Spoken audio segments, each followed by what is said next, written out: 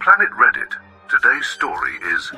My perfect sister made fun of my engagement ring and I ended up showing her darkest side. I am 27 years old and for as long as I can remember I have lived in the shadow of my sister Sarah, who is 29. We grew up in the suburbs of Massachusetts, where Sarah was considered the perfect child. She got the best grades, she was captain of the cheerleading team and she was even prom queen. My parents, who are successful lawyers, were her biggest fans and they always made it clear that Sarah was the one who would go far in life.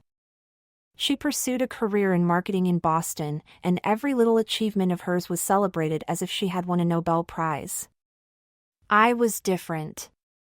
I wasn't the star of the family, and from an early age I understood that my achievements graduating as a nurse and working in pediatrics were good, but never enough.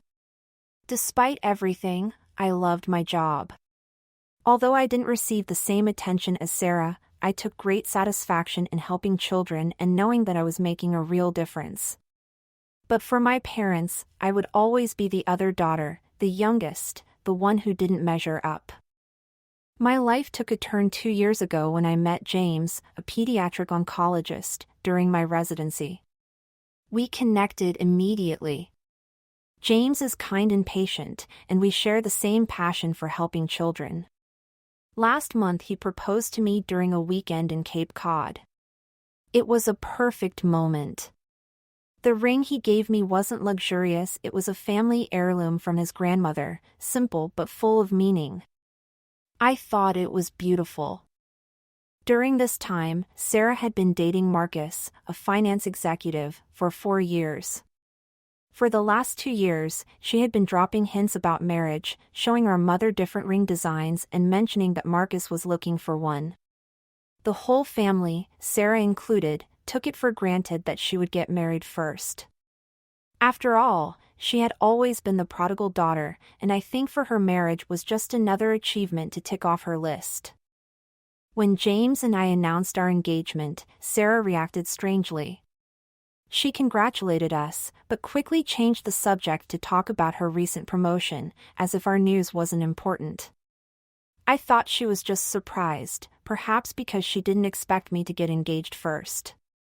My parents, on the other hand, seemed genuinely happy and offered to throw an engagement party at their house. I got excited thinking that this celebration could help improve the tense relationship with Sarah. The engagement party was last weekend, and what happened will be etched in my memory forever. At first everything was going well. Friends, family and some of James' colleagues came to celebrate with us. Sarah seemed to be finally accepting that I would get married first. She had polite conversations and even asked about our wedding plans. But as the night went on, everything changed. Sarah had been drinking more than usual, and her attitude became negative. She started making hurtful comments, especially about my engagement ring.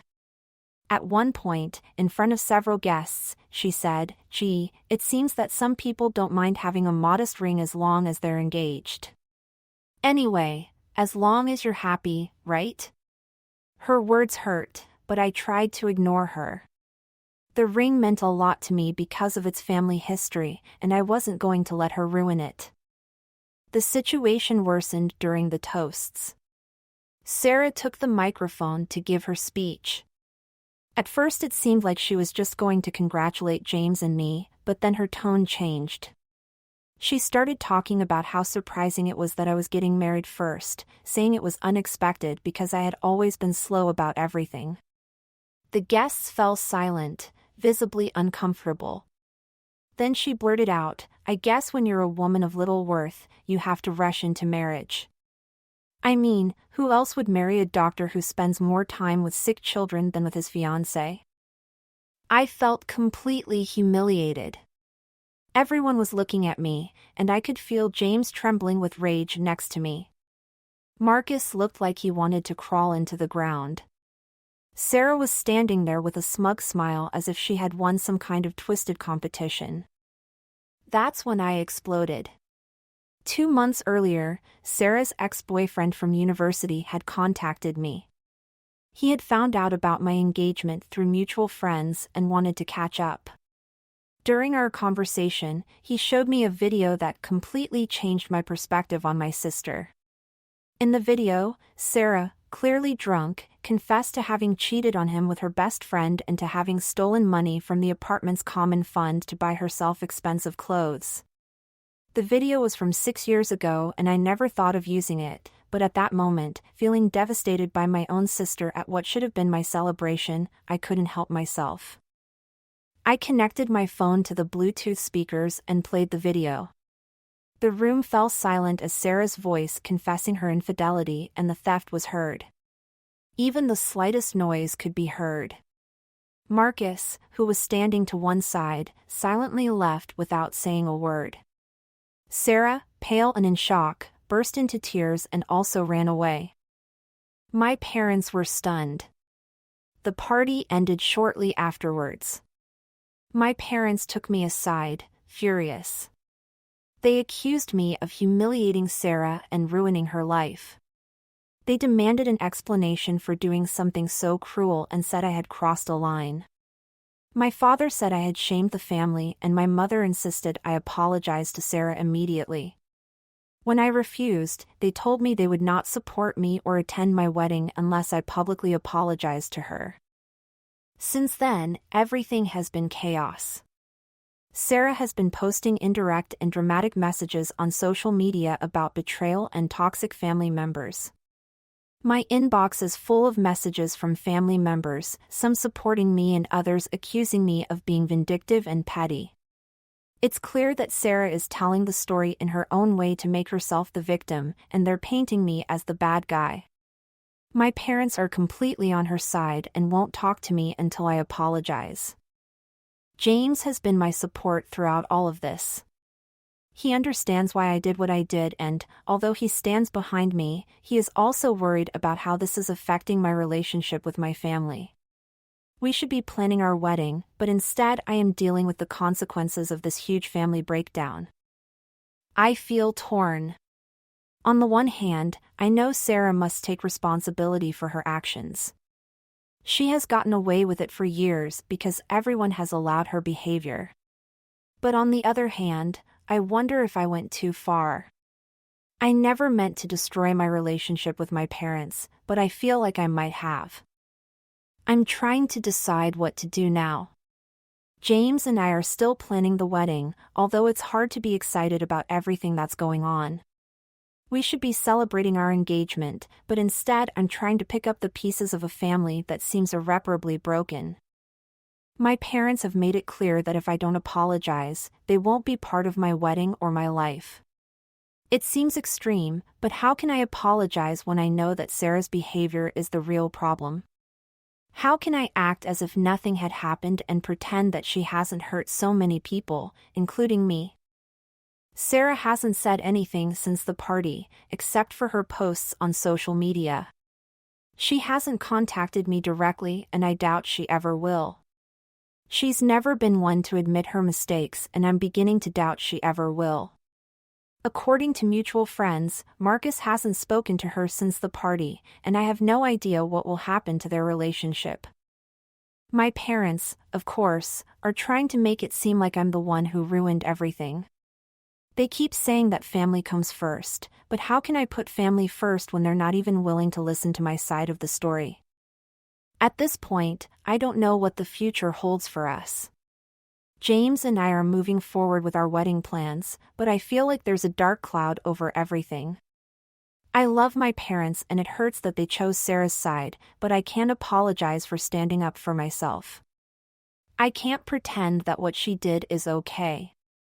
Maybe they'll come round in time, or maybe they won't. All I know is that I have to focus on what's best for James and me now. We deserve to start our life together without all this drama. I wish it didn't have to be this way, but sometimes you have to stand up for yourself, even if it means losing the people you thought would always be there for you. Update 1. I want to thank you all for your incredible support and advice. It's been crazy these last few days and I wanted to tell you what has happened since the engagement party. Yesterday I was surprised to receive a call from Marcus. His voice sounded exhausted, as if he had been giving the matter a lot of thought. He explained that Sarah's behavior at the party was a defining moment for him. He already had doubts about their relationship, but he didn't feel confident enough to act on them. The video was what finally convinced him. He told me that Sarah was constantly pressuring him to get married. She dropped hints about weddings and pushed him to look at rings. But her behavior was not that of someone ready for a serious commitment. Marcus revealed to me that she flirted with his coworkers and, although it never went any further, it made him uncomfortable. When he tried to talk to her about it, Sarah minimized it as something unimportant or accused him of being insecure. The fact that she saw nothing wrong with it worried him a lot. After the party, Marcus decided it was time to walk away. He told me he was finished with Sarah and had already moved out of the apartment. He seemed relieved, although he was still processing everything. He confessed to me that he had always felt that something was not right, but he needed to see the video and the scene that Sarah put together to accept the truth. He thanked me for showing him what Sarah was really like, saying that it gave him the clarity he needed to end a relationship that wasn't working. While Marcus moved forward, my parents did the opposite. My mother called me that same day, and the conversation was terrible.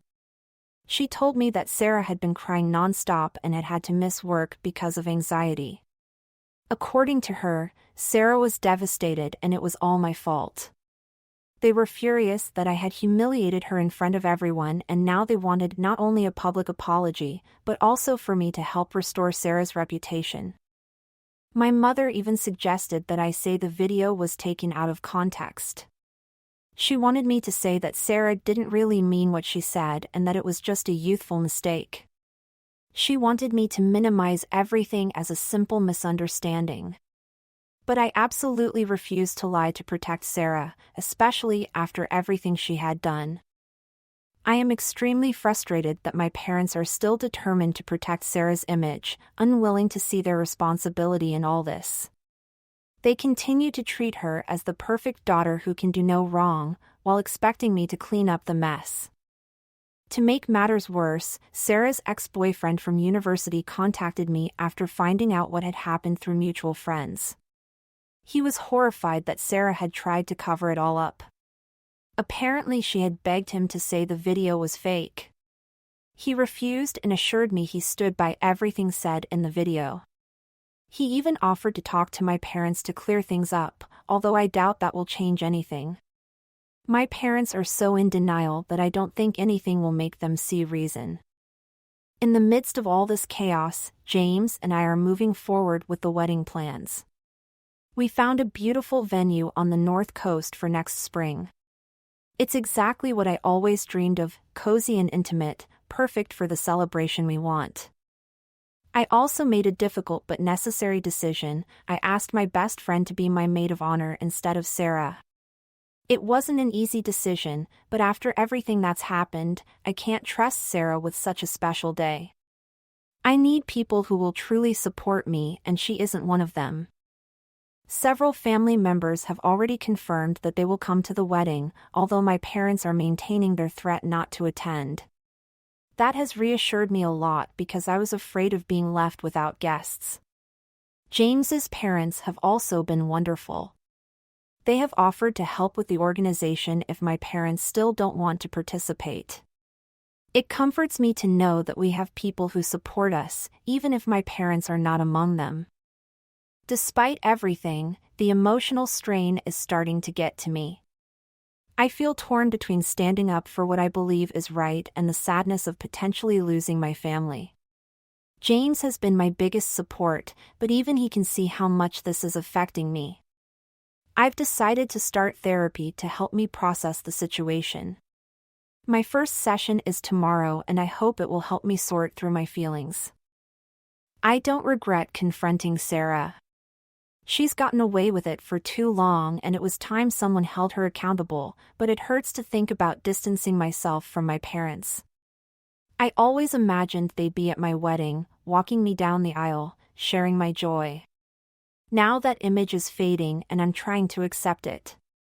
James has suggested eloping to avoid all the drama and, although I understand why he is proposing it, I'm not ready for that. I have always dreamed of a traditional wedding with my family present. Part of me still hopes they will come to their senses, but I am also beginning to understand that I should focus on what makes me happy, not on meeting the expectations of a family that refuses to see the truth. For now, I'm taking it one day at a time. I'm continuing with the wedding plans, leaning on those around me and trying to process everything that has happened. It's not easy and the future is uncertain, but I am determined to find my way. Even if I have to walk down the aisle without my parents, I know I will have James by my side, and that is the most important thing. Update 2. Things have escalated beyond imagination. A few days ago, the wife of Sarah's ex-boyfriend discovered that my sister had been contacting him, trying to convince him to deny the authenticity of the video. Sarah had been insistent, begging him to lie and say that the video wasn't real, but most shocking of all was that she even offered him money to help her cover up her lies. The wife was not going to allow Sarah to manipulate her husband. Instead of keeping quiet, she took screenshots of Sarah's messages and shared them in the family chat. It was like a bomb. The group exploded when they all read Sarah's desperate attempts to cover up her past. The worst part was seeing how far she was willing to go to protect herself, without caring about anyone else. As the messages circulated, everyone was shocked. My aunt, who has always been one of the calmest people in the family, finally spoke. She revealed that she had seen Sarah's manipulative behavior for years, but had preferred to keep quiet to avoid family problems. Apparently, Sarah had been doing things like this for a long time. My aunt said that Sarah had appropriated the achievements of other family members and had even spread rumors about cousins who were better than her at school or work. It was revealing to see how many family members had stories about Sarah's manipulations. I always knew that my parents favored her, but I had no idea how deep the problem went. People started to tell story after story about Sarah's selfishness and arrogance, but no one had dared to confront her directly. It was as if my parents had decided that Sarah was untouchable and everyone accepted it to keep the peace. Even after these revelations, my parents still refused to acknowledge what Sarah had done. Instead, they dug in their heels. A few days after the screenshots came out, my parents contacted me again. But instead of apologizing or showing understanding, they gave me an ultimatum. They told me that if I didn't apologize publicly to Sarah, they would remove me from the will. It was devastating. And not only that, they demanded that I make a public statement saying that the video was misleading and that I agree to postpone my wedding until Sarah found happiness again. I can't even express what I felt. How could they be so blind? They were so obsessed with protecting Sarah that they had lost all touch with reality. They didn't care how I had been humiliated at my engagement party or that I had tried to manipulate her ex into lying. They were only concerned with protecting Sarah's reputation. It was as if they refused to see their precious prodigy daughter for what she really is. James has been incredible throughout. He has supported me completely, although I can see that the situation is affecting him too. His colleagues at the hospital have also been great. Several decided not to participate in a medical conference where Sarah's company handled public relations. They wanted nothing to do with her after finding out what had happened. Apparently, this caused problems for her at work. Now she accuses me of sabotaging her career, even though I haven't even spoken to anyone from her company. But of course, in Sarah's mind, everything bad that happens to her is my fault. Meanwhile, Sarah continues to play the victim on social media. She posts mysterious messages about family betrayal and how people should rise above pettiness. She obviously enjoys the attention, presenting herself as the wronged party. She still hasn't contacted me directly, and I doubt she ever will.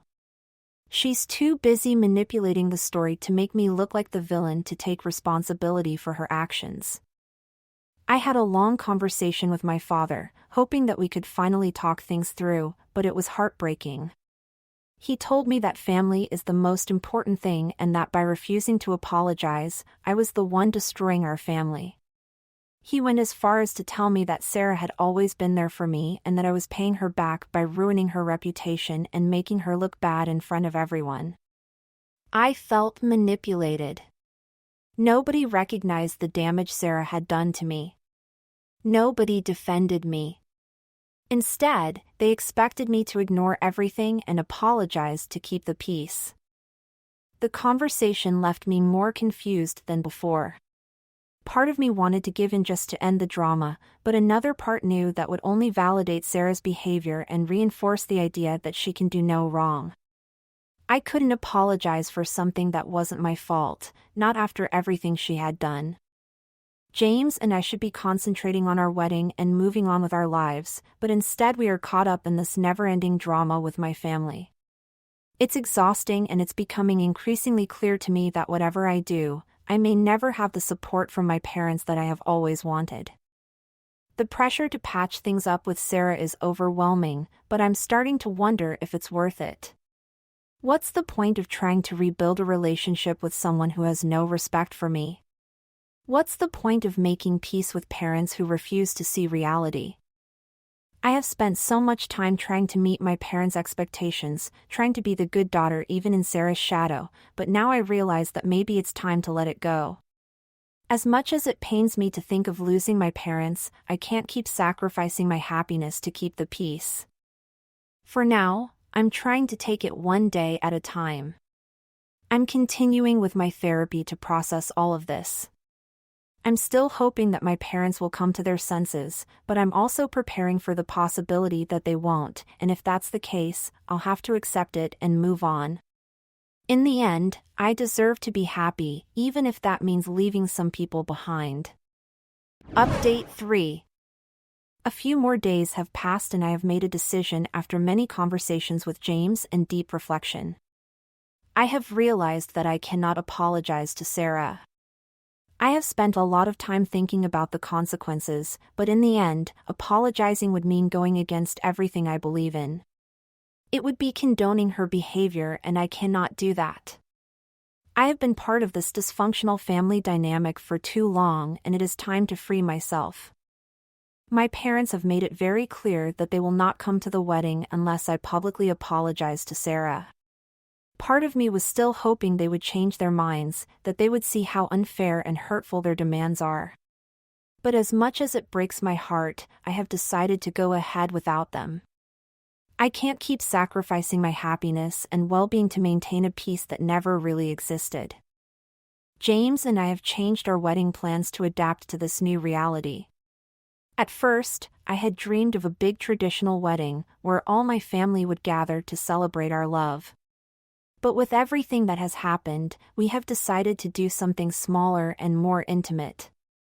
It will be just close friends and James' family, who have supported us unconditionally during this difficult experience. I'm not going to lie, it's not what I originally wanted. I grew up imagining my wedding as a day when my parents would walk me down the aisle, surrounded by loved ones from both families. Giving up that dream hasn't been easy, but I've realized that continuing to seek their approval, when they've made their priorities so clear, doesn't make sense. They have chosen to support Sarah, to protect and enable her behavior at my expense. And I have stopped trying to win their support. As for Sarah, I have stopped trying to patch things up with her. This whole situation has helped me see her for who she really is, and I have finally accepted her true personality. For years I allowed her to manipulate me. I justified her behavior because everyone else in the family did the same. It was always Sarah being Sarah, but I can't live like that anymore.